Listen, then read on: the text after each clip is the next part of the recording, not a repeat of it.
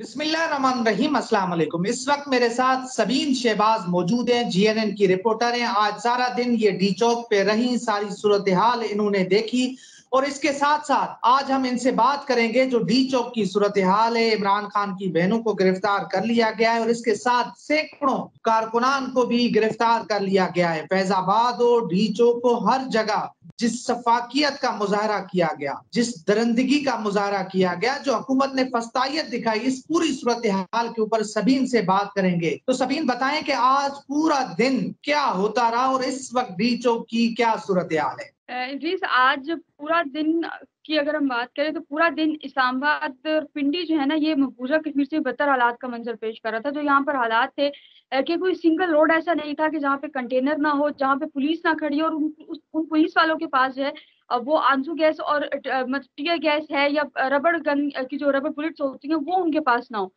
हमने देखा कि पिंडी इस्लामाबाद पूरा पैक था और हर गली छोटी छोटी हो या बड़ी हो, हर गली हर कूचे पे जो है वो पुलिस एहलकार मौजूद थे। तो ये हुकूमत किस तरफ जारी करना क्या चाह रही है। और अब ये पता चला है कि वज़ीर दाखिला साहब की ज़रिए सदारत के इजलास से जारी था थोड़ी देर पहले तक और अब वो इजलास खत्म हुआ है और मंजूरी चूंकि पहले हो चुकी थी और अब उन्होंने ऑफिशियली ये कह दिया कि 12 बजे के बाद इस्लामाबाद में पुलिस फौज जो है वो तैनात हो जाएगी। 17 अक्टूबर तक फौज तैनात रहेगी। अच्छा, तो ये बड़ी एक चीज जो खौफनाक खबर है। ये बड़ी खौफनाक खबर है कि अब क्या फौज अपने ही शहरियों पे जो है हमलावर होगी? क्या आपको ऐसा दिखाई दे रहा है? ऐसा होगा। और ये अली अमीन अभी तक इस्लामाबाद नहीं पहुंचे और अली अमीन पहुंचेंगे तो खदशा जाहिर किया जा रहा है कि ये दूसरा 9 मई होगा। इमरान खान जेल में है लेकिन उसके बावजूद इस वक्त ये खदशा जाहिर किया जा रहा है कि दूसरा 9 मई हो सकता है। और जो हालात इस वक्त बने हुए हैं ना बाहर, अगर आप वो हालात देखें, भाई कोई बंदा महफूज नहीं है, कोई लड़की, कोई बच्ची, कोई बड़ा आदमी या छोटा आदमी, मतलब कोई भी महफूज नहीं है। इस कदर आंसू गैस की शेलिंग हो रही है। अगर ये हुकूमत थोड़ी सी अकल से काम लेती, थोड़ी सी अकल से काम लेती तो पीटीए वालों को इजाजत दे देते, यार आप लोग प्रोटेस्ट की इजाजत उनको दे देते। ज्यादा से ज्यादा क्या हो जाता कि वो एहतजाज कर लेते आगे डी चौक पे। अब हुकूमत को क्या एतराज हो रहा है कि आलमी शख्सियात जो है वो डी चौक रेड जोन के अंदर मौजूद है। भाई अगर आलमी शख्सियात रेड जोन के अंदर मौजूद है तो आप लोग इतनी पुलिस, इतनी नफरी ना रखो। अब जिस जिस तरह से इन्होंने पूरा पिंडी इस्लामाबाद बंद किया है, आलमी शख्सियात को आपने क्या पैगाम दिया? आलमी शख्सियात को आप लोग बताना क्या चाह रहे हैं कि हमारा कंट्रोल नहीं है इस मुल्क पे। किसका कंट्रोल है? भाई मोहसिन नकवी साहब जो वज़ीर दाखिला है वो खुद आए डी चौक, उन्होंने आके सारा जायजा लिया और आके पुलिस वालों को बाकायदा इंस्ट्रक्ट करते रहे कि जी कानून किसी को हाथ में नहीं लेने देना। आप क्या इंस्ट्रक्ट कर रहे हैं उनको? आप उनको बताना क्या चाह रहे हैं? वो लोग जो मतलब पुलिस वालों को इंसिस्ट कर रहे हैं, पुलिस वालों को प्रेशराइज कर रहे हैं कि वो अपने ही लोगों पर जुल्म करे। इमरान खान की दोनों बहनें अलीमा खान, उज़मा खान दोनों गिरफ्तार हो गई।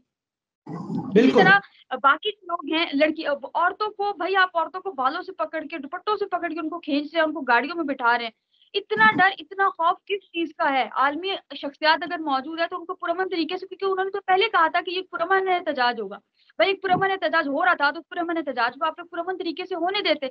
इतना रोला करने की जरूरत क्या थी? अब एक एक जो उज़मा बुखारी साहिबा, एक शख्स की वीडियो वायरल हुई कि जी वो बंदा फ्रंट सीट पे बैठा है और उसके हाथ में बंदूक है। अभी कुछ खबरें आ रही हैं कि जी वो बंदा उस्मा बुखारी साहब का कोई है, उनके ग्रुप का है या व्हाटएवर, वो बंदा वहां का है और जो है वो पंजाब हुकूमत की जानिब से वो वीडियो बनवाई गई है। वो बंदा लग भी मशकूक रहा है, जिस तरह वो हरकतें कर रहा है, जिस तरह की वो चीजें कर रहा है। अच्छा, अली अमीन कंटेनर पे खड़े हैं, उनकी एक वीडियो है कि वो हाथ से बंदूक का इशारा कर रहे हैं। अब उस पे एतराज आ रहा है जी कि ये दहशतगर्दी फैलाने के लिए आ रहे हैं और ये दहशतगर्दी के लिए आ रहे हैं। यार ये दहशतगर्दी नहीं है, दहशतगर्दी वो है जो आप लोग कर रहे हैं।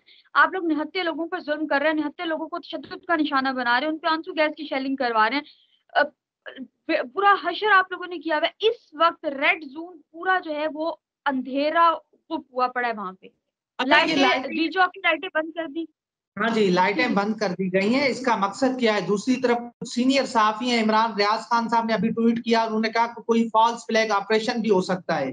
वही बात के कोई 9 बिल्कुल मई जो है इस तरह का मामला हो सकता है। कनेक्टेड है, बिल्कुल।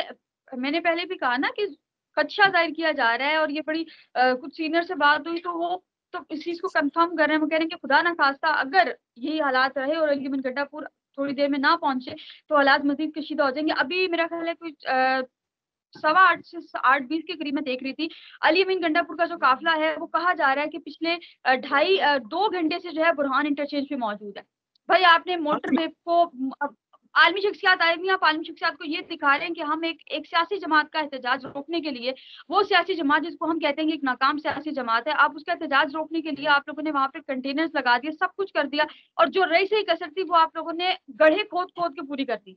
मोटरवे पे हाँ जी, बड़े बड़े गड्ढे बिल्कुल। खोदे हुए हैं कि कोई आ ना सके। मोटरवे आप देखें ना कि मोटरवे को उन्होंने गड्ढे खोद के उसको जो है तबाह बर्बाद कर दिया। यानी कि आप देखें लोगों को आने देते, लोग आते, एहतजाज करते, चले जाते, इतना जो है करने की ज़रूरत नहीं थी। और दूसरी तरफ ये भी है ना कि अभी आप देखें कि थोड़ी देर पहले आमिर मुगल साहब वहाँ पर पहुँचे तो उन्होंने कहा कि जी अब डी चौक पर दफ़ा 804 लगेगी। और इस वक़्त पुलिस तो मुकम्मल तौर पे नाकाम हो चुकी है ना। अब डी चौक पे इमरान खान, उनके मतवालों का कब्ज़ा है और पुलिस वहाँ से दौड़ चुकी है। ख़वातीन आलिया हमज़ा मलिक साहिबा, उनकी बहादुरी को हम दाद देते हैं। जिस तरह वो लीड कर रही है, जिस तरह वो पहुँची है और जिस तरह वो लोगों को जो है मोबिलाइज़ कर रही है, जिस तरह से एक जोश दिला रही है, ये भी बड़ी खुशाइन बात है। ये आप क्या कहेंगी? बिल्कुल, देखिए इमरान खान के जेल जाने के बाद पीटीआई को बचाने में और पीटीआई को फ्रंट लाइन से लीड करने में ख़वातीन का बड़ा किरदार रहा है। वो किरदार हमने पहले भी देखा जब लियाकत बाग में एहतजाज होना था, वहाँ पर भी हमने देखा कि सिर्फ ख़वातीन ही पहुँच सकी।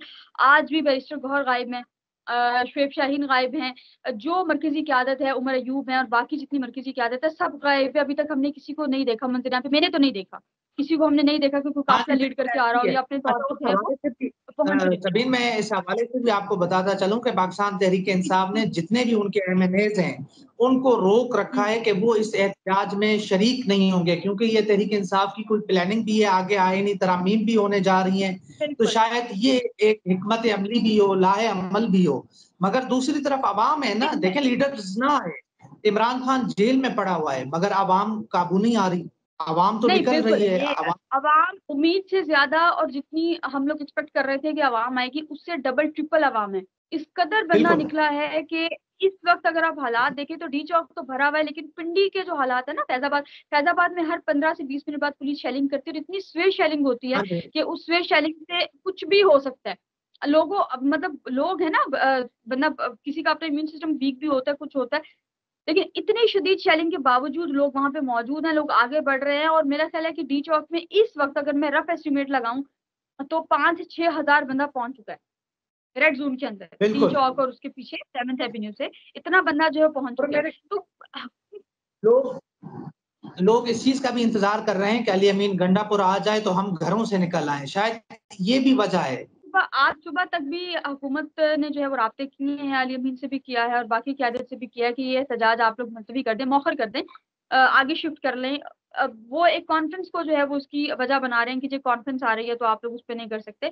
तो कॉन्फ्रेंस को बना के एहतजाज मुलतवी करवाना, हुकूमत पता नहीं क्या करवाना चाह रही थी। अगर आपने एहतजाज मुलतवी करवाना था और अगर खुदा ना खास्ता एक 9 मई अगली 9 मई हो, लेकिन अगर एक 9 मई दोबारा रिपीट होती है, तो उसका ज़िम्मेदार जो है ना ये मौजूदा हुकूमत होगी। जो इस वक़्त हालात बने हुए हैं, जो कर रहे हैं, बजाए इसके कि वो रोकें।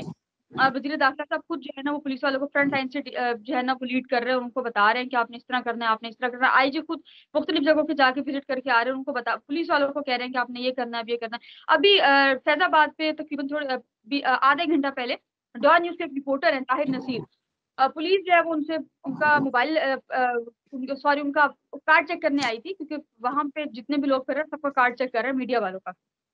उनका कार्ड चेक करने आए, कार्ड लेने की बजाय उनका मोबाइल फ़ोन आपने छीन लिया और उनका पर्स और उनका फ़ोन ले लिया। वो फिर और रिपोर्टर से उन्होंने जाके मुज़ाहमत की तो फिर उन्होंने दिया। तो एक तरह से ये डकैती में आता है ना कि आप एक सहाफ़ी का कार्ड चेक कर रहे हैं और आप उसके कार्ड के साथ-साथ मतलब उसकी बाकी चीज़ें भी आप ले लेते हैं, असल में गैर डर है इजाज़ती। ना, खौफ है क्योंकि क्योंकि ये सहाफ़ी हैं जो इस वक़्त हक़ सच को दिखा रहे हैं। मीडिया के ऊपर तो उस तरह से जो है हक़ाइक़ नहीं दिखाए जा रहे, जलसा नहीं जा रहा, कवरेज नहीं हो रही, तो ये सोशल मीडिया ही है। ये सहाफ़ी हैं जो सोशल मीडिया एक्स के ज़रिए, ट्विटर ये यूट्यूब के ज़रिए जो है अवाम तक हक़ाइक़ पहुँचा रहे हैं। अच्छा, यहाँ पे मैं आपको ये बताऊँ कि टीवी ने अगर उतना नहीं भी दिखाया ना, लेकिन आज मैंने खुद देखा है कि सोशल मीडिया पे 1-1 सेकंड की रिपोर्ट है कि किस जगह पे क्या हो रहा है। 1-1 सेकंड की रिपोर्ट आ रही है कि कौन-सा काफ़िला कहाँ पहुँचा है, किस जगह पे क्या हो रहा है, किस जगह पे शेयरिंग शुरू हुई है, कितने लोगों को गिरफ्तार किया है। तो ये मेरा ख़्याल है सोशल मीडिया का बड़ा किरदार है इसमें। कि अब अगर एक बिल्कुल पॉजिटिव रिपोर्टिंग जा रही है और एक बाकायदा रिपोर्टिंग हो रही है ना, लोगों को बिल्कुल बाखबर रखा जा रहा है इस एहतजाज के हवाले से। तो वो मेरा ख्याल है सोशल मीडिया ये है जो एहतजाज के हवाले से लोगों को बाखबर रखे हुए है। बिल्कुल, बिल्कुल। अच्छा सबीन आखिर में ये बताइएगा कि आपको क्या लगता है कि अली अमीन गंडापुर साहब एहतजाज करके वापस चले जाएँगे या फिर जो है आपको ये एहतजाज धरने में कन्वर्ट होता हुआ दिखाई दे रहा है?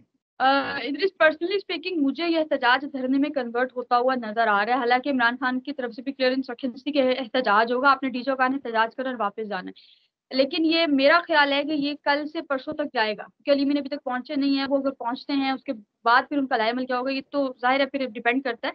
लेकिन जो हालात अभी बने हुए हैं, खुदा ना ख़ास्ता अगर हुकूमत कोई ऐसा इक़दाम करती है, कुछ ऐसा करती है कि लोगों को कुछ होता है, तो मेरा ख़्याल है कि फिर अली अमीन जो है मुज़ाहमत पे उतरेंगे और फिर वो आके जो है वो मुमकिन है कि वो इस एहतजाज को जो है वो धरने में तब्दील करें। अच्छा, तो दूसरा ये बताएँ कि मोहसिन नकवी साहब वो तो गैर सियासी शख्सियत हैं, तो नून लीग फिर पार्टी क्यों उनके पीछे छुप रही है? ये बड़ा सवाल है कि वो तो देखें कि वापस चले जाएँगे, गैर सियासी शख्सियत हैं। हालाँकि सियासी लोग तो जब ये सूरत-ए-हाल आती है तो वो बड़ी हिकमत अमली से, बड़े जो है वो मामलात से मुज़ाकरात के ज़रिए, बातचीत के ज़रिए हल करते हैं, बजाए वो ताकत का इस्तेमाल नहीं करते। इदरीस मोहसिन नकवी साहब किसके कंधे पे बंदूक रख के आए हैं, ये आपको भी पता है, मुझे भी पता है।